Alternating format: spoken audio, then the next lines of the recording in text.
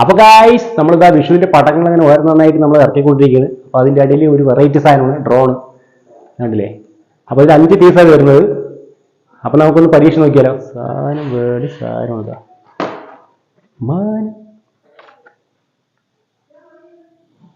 Okay,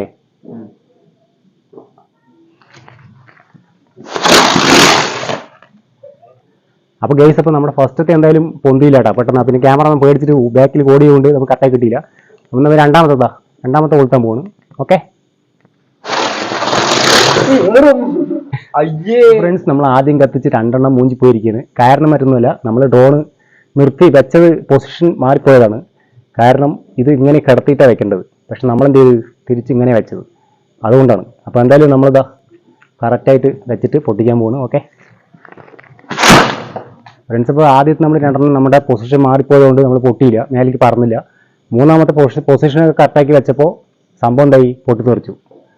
ഇനിയിപ്പോൾ ഒന്നാണെങ്കിൽ തിരിയില്ല, അതിൽ 4 ഒന്നിൽ ഈ 5 എണ്ണത്തിൽ ഒന്നിൽ തിരിയില്ല. ലാസ്റ്റത്തെയാണ് ഇത്, കിട്ടിയാൽ കിട്ടി. അപ്പോൾ ഫൈനലായിട്ട് നോക്കുകയാണ്. ഇതും കൂടി പൊട്ടിയില്ലെങ്കിൽ നമ്മുടെ ഡ്രോണ് പൈസ വേസ്റ്റ്, വൻ നഷ്ടം എന്ന് പറയാം. ഓക്കെ, അപ്പോൾ ഫ്രണ്ട്സ് നമ്മുടെ ഡ്രോൺ പരാജയപ്പെട്ടിരിക്കുന്നത്, വൻ പരാജയം. എന്താ പറയുക, വേസ്റ്റ് എന്ന് പറഞ്ഞാൽ പക്ക വേസ്റ്റ്. കാരണം നമ്മുടെ 2 എണ്ണം പൊസിഷൻ മാറിയിട്ടുണ്ടായിരുന്നു, അതുവരെ നമ്മുടെ കയ്യിൽ മിസ്റ്റേക്ക് പറ്റിയാണ്. പിന്നെ ഒന്നിലാണെങ്കിൽ തിരിയുമില്ല. പിന്നെ നമ്മൾ 4-മത്തെ പൊട്ടിച്ചു, അത് പൊട്ടിത്തെറിച്ചു.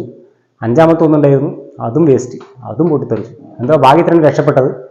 അപ്പോൾ ഡ്രോൺ വാങ്ങുന്നവരാണെങ്കിൽ ശ്രദ്ധിക്കുക, വെറും വേസ്റ്റ്. എന്താ പറയുക, എനിക്ക് തോന്നുന്നത് ഓൾഡ് സ്റ്റോക്ക് ആയതുകൊണ്ടായിരിക്കും തോന്നുന്നു.